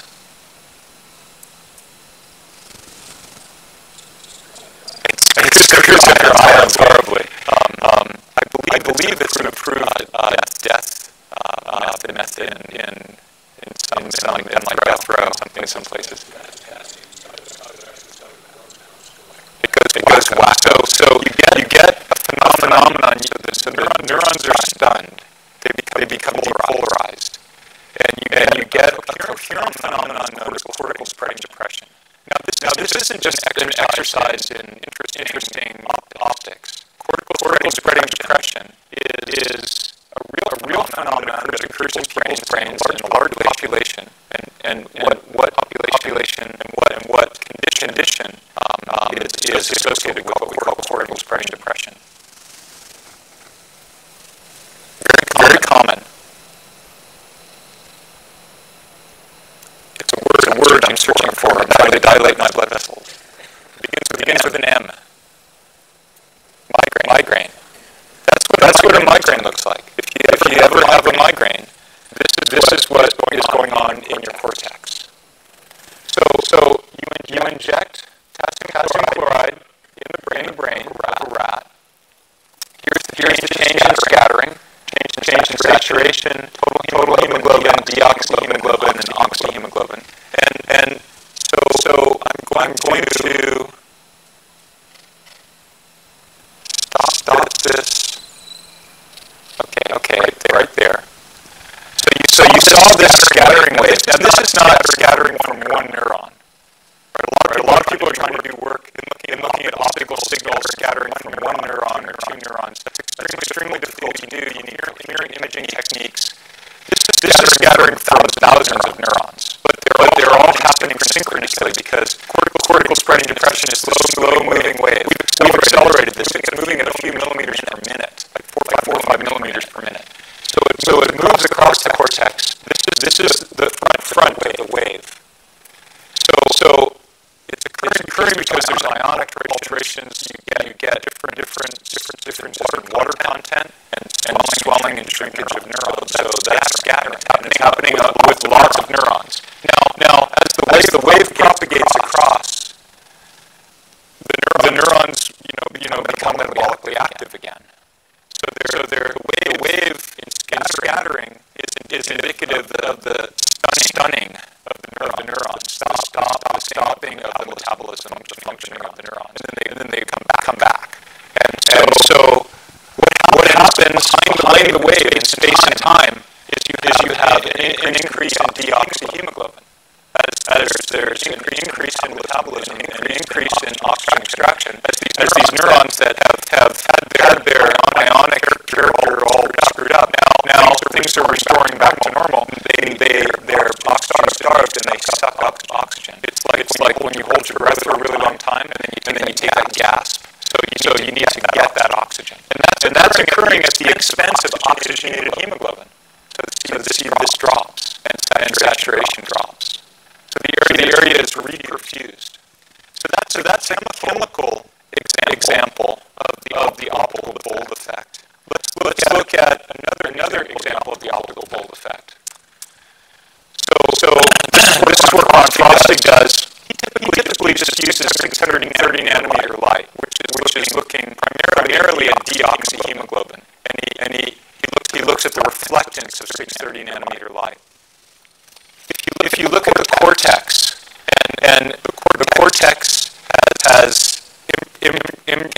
is imprinted in various regions by different sensory inputs. So he tends to look at barrel cortex, which in rats has a very, very large representation by these barrels, cortical barrels. They're columns that each barrel corresponds to a different whisker on a rat. So rat whiskers take up a lot of rat cortex. And if you wiggle a whisker, that stimulates the neural activity. To sustain that neural activity, you have to have a vascular response. That's called neurovascular coupling. So what do you see if you wiggle a whisker? Initially, this is the reflectance as a function of time, normalized to the intrinsic reflectance before you stimulate. So first you start to see a dip in that reflectance, and this is an image of that dip. You start to see that begins to appear at about 500 microseconds or milliseconds, and it kind of peaks at about a second. So that's a dip. So if that's a dip, what does that mean in terms of the concentration of deoxyhemoglobin? You're increasing the deoxyhemoglobin. So there's more deoxyhemoglobin, so there's less light that's reflected back. And then if you keep following the reflectance after the wiggling of the whisker, what happens? The reflectance increases. So that's reflectance at 630. Why does that increase?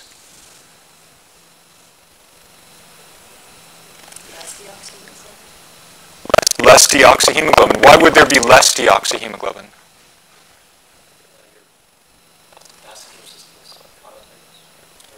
You're compensating. The brain is super paranoid about oxygen. It doesn't want to have low oxygen tension. And so it responds with shock and awe, a massive response to the perception of reduced oxygen tension. So in this initial event, stimulated just by the wiggling of the whisker, there's extraction of oxygen. There's an increase in deoxyhemoglobin in the region. That low oxygen tension experience is not something the brain wants to live through. So it responds massively by reperfusing that region. And reperfusion reduces the deoxyhemoglobin content. How? Through what process?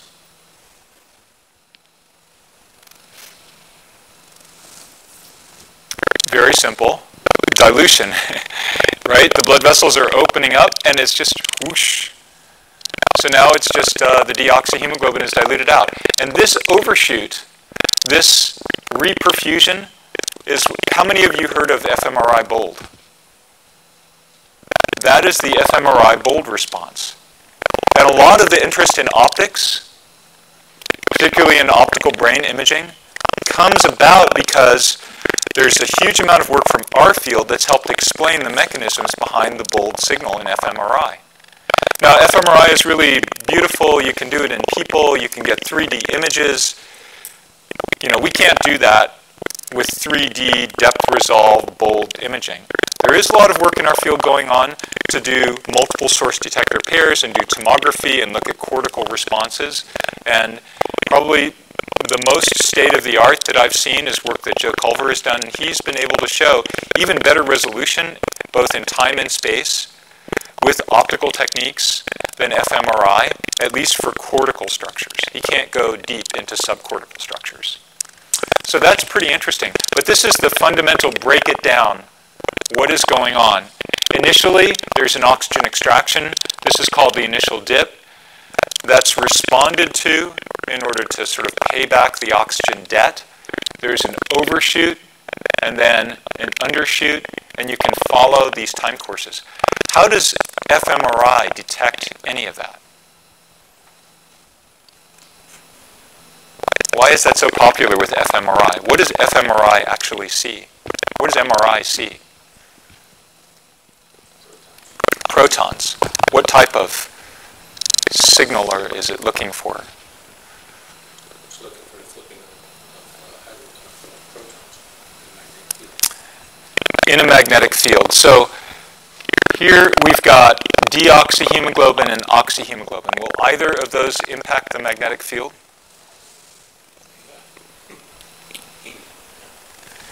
Actually, only deoxy impacts the magnetic field. Because why?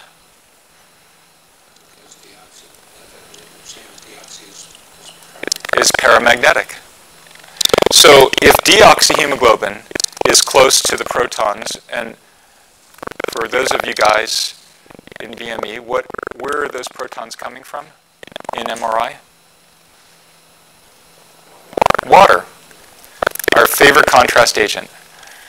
It's really a good contrast agent in MRI, in optics, in X-ray. Yeah, that's true. Hemoglobin might be. I don't know. We like all the contrast. Optics is good. It measures everything. But so yeah, this is a phenomenon where it's really quite sensitive. Yes, Vasan. Can you explain the reason for the undershoot at the end?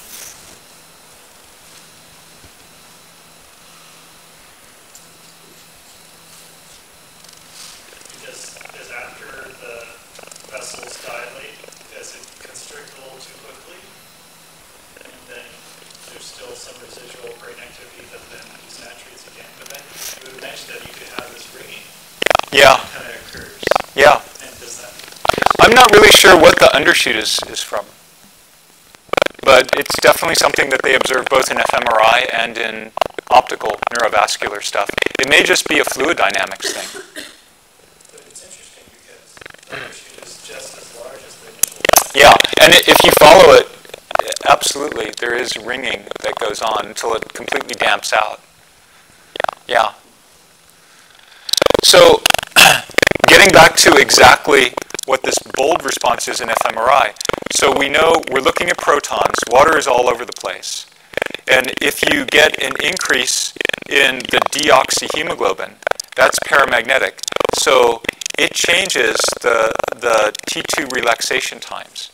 It increases those relaxation times, makes them go faster. You've put a magnet in a magnetic field that alters the relaxation time. But that's a fairly small effect and kind of hard to see. People argue over this in MRI. But what a really big effect is when you take those little magnets away. So when you get this huge reperfusion, you dilute out the deoxyhemoglobin.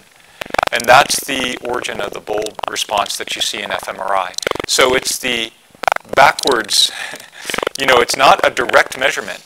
It's a measurement of the loss of a material inside the brain. That's what we're looking at in MRI. In optics, we have the advantage of being able to look directly at both oxy and deoxy at the same time. And I think what I'll do then is I'll just conclude with one example of how you can see that with optical imaging. And so this is getting back to that $200, Tom. In the reflectance, how much of that do you think is due to a scattering change, though? So it's we've tried to track that down, and it's probably a very, very small, and it's still an unanswered question. I don't feel like at first we thought that was the most important question, and we spent a lot of time trying to really get to the bottom of that and make absorption and scattering measurements.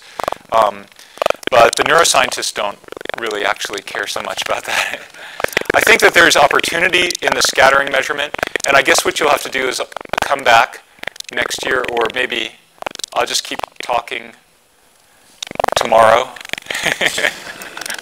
Because we've now been able to look at the scattering fluctuations in hemodynamic signals, not necessarily looking in the brain, but you can see them just as a result of your heart beating, and there's just a whole lot of really interesting stuff in the scattering for sure. So I think that there's still a lot of potential for that. So this is an example of probably the world's cheapest brain imager. So a few $100 AXA projector, and we're using essentially the pattern projections onto our animal. This is a mouse. And here, rather than wiggling a whisker, we're shocking the hind paw. So, you've got the homunculus and all the sensory input, and so you can see where everything is on your cortex with respect to all of your sensory inputs. And the same thing is true for small animals. So there's a region, there are maps on the brain that correspond to different regions of sensory input, from whiskers to paws and everything. Hind paw stimulation with a shock is like, again, a shock and awe stimulation. So it just, everything lights up in the cortex when you hit it with a shock. And this is what we're really interested in. And this is these are early days in this kind of research, but there's a lot of stuff coming out now that supports this clinically. We want to know what's happening to your vascular structures in the brain during neurodegenerative diseases, and in particular in Alzheimer's disease. And so first, if you look at, this is a mouse model of Alzheimer's. It's a transgenic mouse model. And if you just look at the normal aging process, there's diminished total hemoglobin content in the cortex over time. And a 20-month-old mouse is the equivalent in this mouse model of a pretty old mouse, or a pretty old human. And in Alzheimer's disease, there's an even faster reduction in the total hemoglobin, the total vascular content in the brain. And so we've published a few papers now, and Xander, this is the topic of his dissertation, trying to understand and hypothesize why there's a degradation in vascular content. There's also a degradation in vascular tone and neurovascular coupling that you can pick out with SFDI experiments. And this is one of those. So you can visualize the hind paw stimulation. This is just looking at the 530 nanometer total hemoglobin reflectance, the dynamics of that. So you can really visualize it. So here's the control. Here's the Alzheimer's disease. And you can see just by sitting back looking at the images, there's a different temporal behavior, different temporal pattern. And if you break that down, this is the bold response. So you have stimulation. And this is the mean of 13 animals. So here's the control, oxyhemoglobin, deoxyhemoglobin, and these are the triple transgenics. It's really dramatically different, both the total area under the curve and the relaxation times of the stimulus. So this tells us that there are significant changes that are occurring in that balance between the supply side and the demand side. And they can be driven, everyone thinks of neurofibrillary plaques and tangles and so forth. So they're certainly occurring in the neurons, but they're also occurring in the vasculature. And there's a lot of debate and discussion over what is the chicken and what is the egg.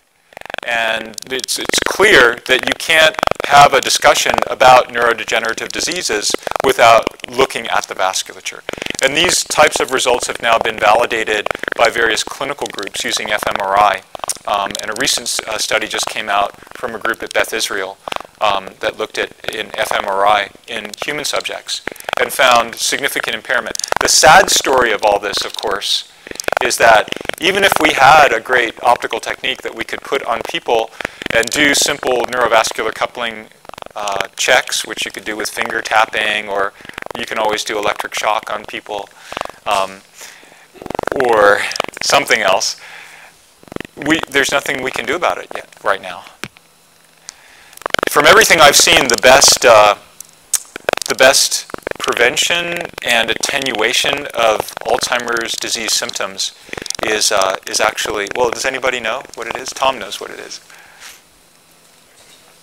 Exercise. Exercise. It's the only serious therapy out there. And it really does work. And there's a lot of work going on to try to understand the molecular mechanisms of that. And again, that's part of my future talk. I have some slides in there as to potentially how that works and what that does to the brain. So we have probes that we can look at people exercising, and we can look at exactly what's happening with blood flow and oxygen consumption in the brain.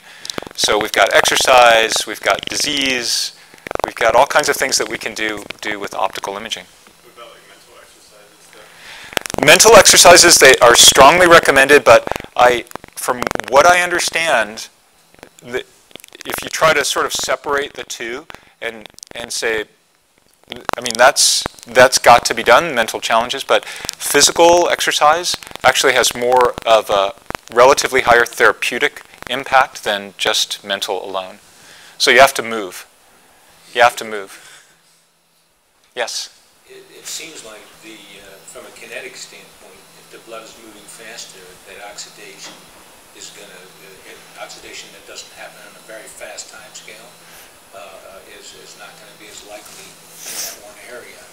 That you might carry it past the reactive site in the brain or whatever, and that it'll oxidize something else.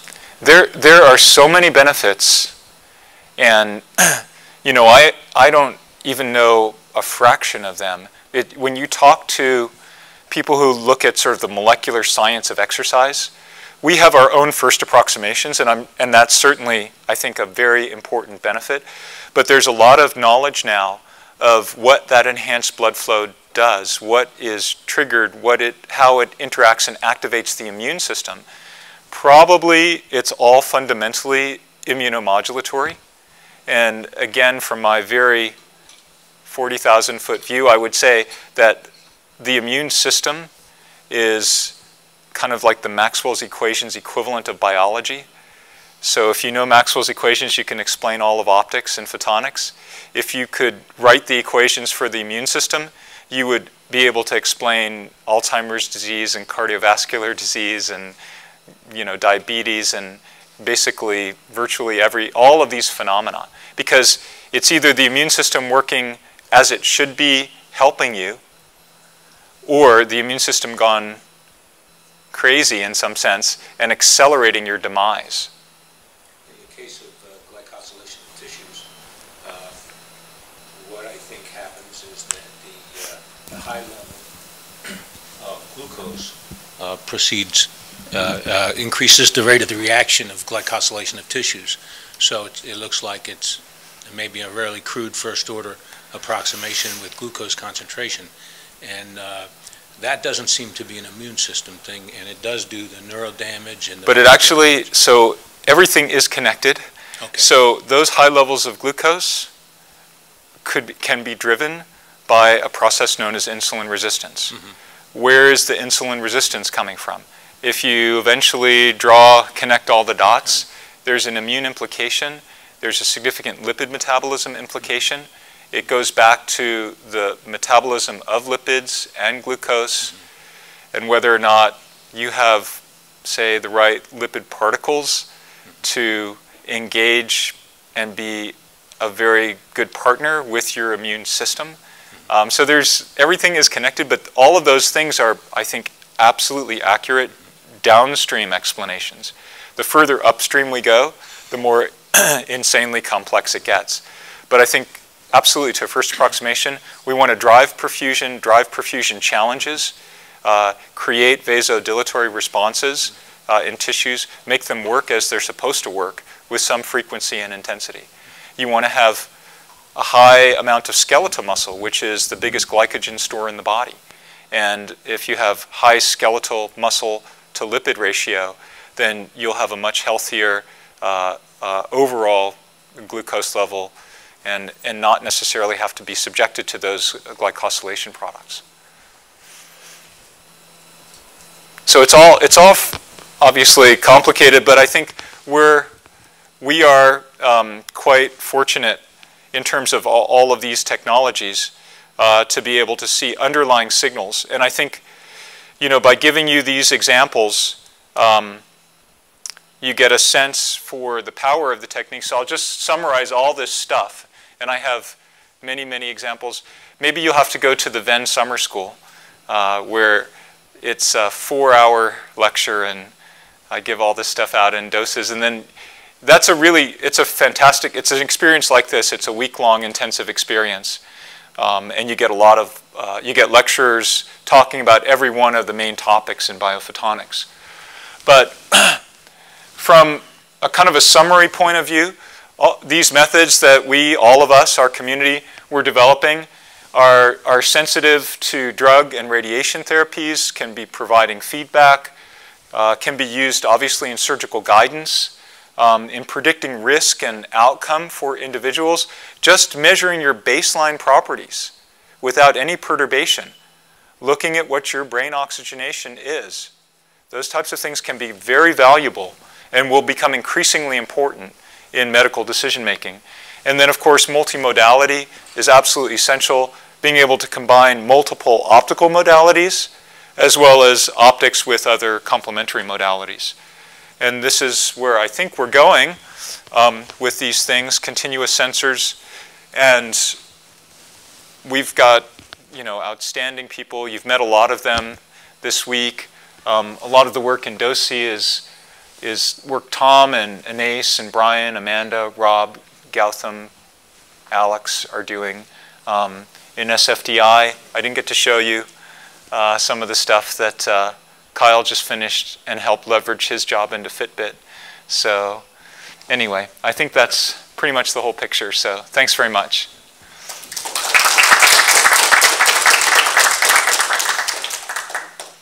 Any more questions for Bruce? Anybody have perfusion left in their brains?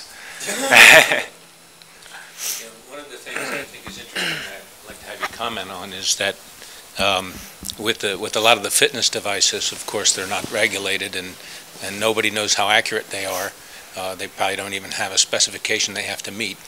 But they have a really low entry to the market because they have no regulatory barriers financially. Speaking of Fitbit, you mean? Of all of them, Apple. Yeah. You know, so it doesn't matter. All of them pretty much have that. And I'd you know, when I heard you talking before about the big data collected with all these data, all I could think of is big data with lots of errors. Yeah. I'd like to have you comment on that. I think so. I am exactly trying to put a panel together for this NIH Workbench to Bedside workshop on that topic, and I've been trying to get Apple, Google, Fitbit. I tried to get Massimo, but Joe and Sean politely declined. So everyone says they're interested, but that is a discussion that I want to try to get going in the context, because our field is obsessed with accuracy. And then, you know, getting stuff into the marketplace, that's really obviously driven by different factors.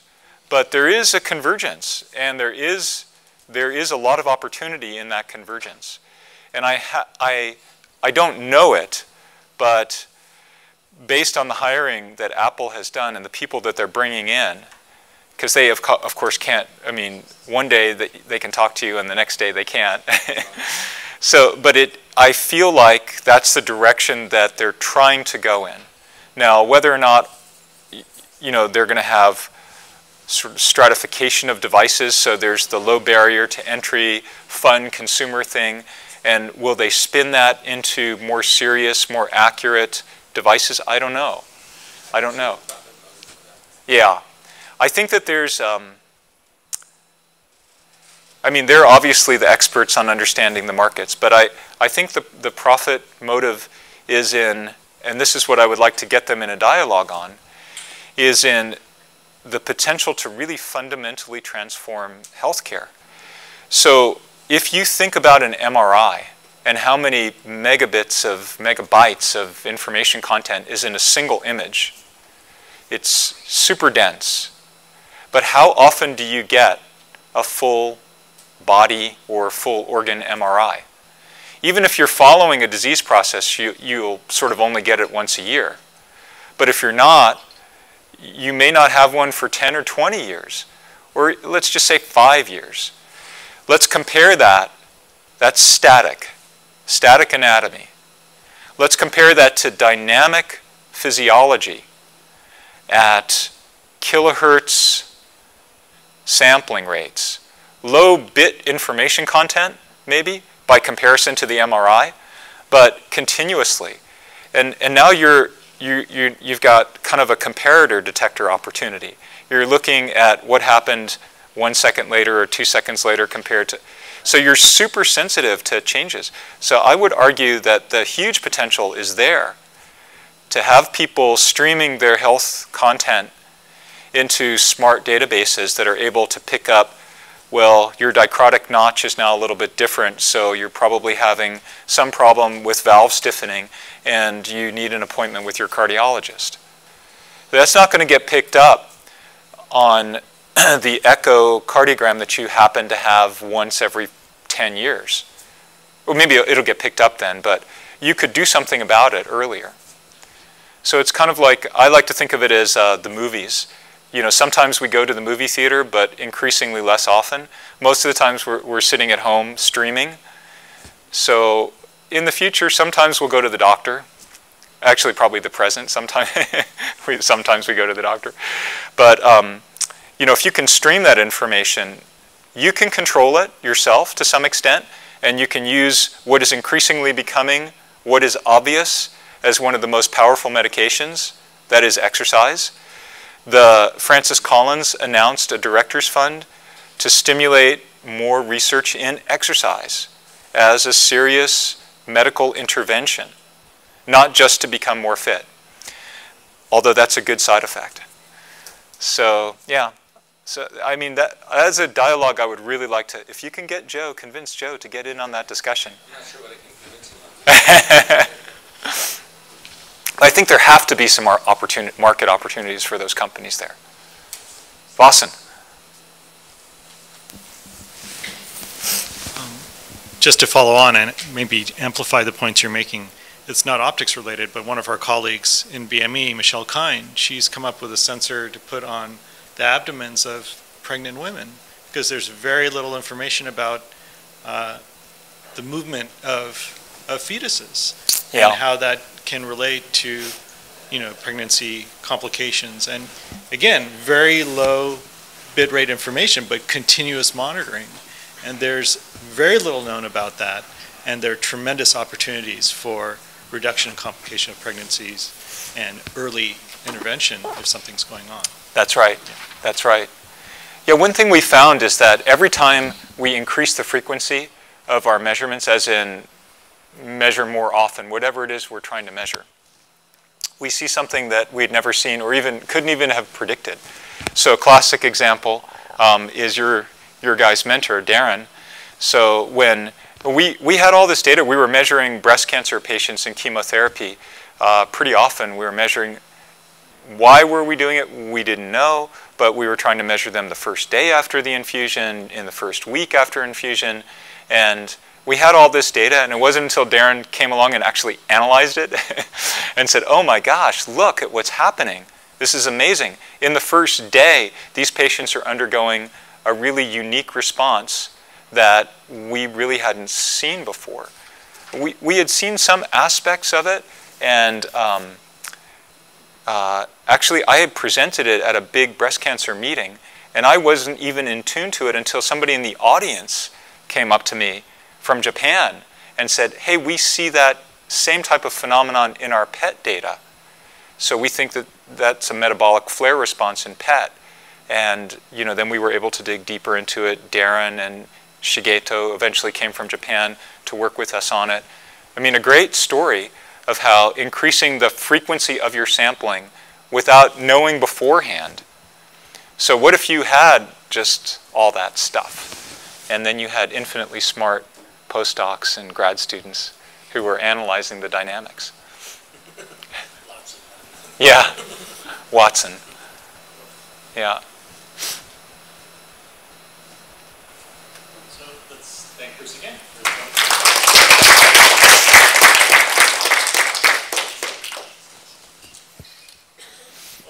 Good time to take a break, stretch.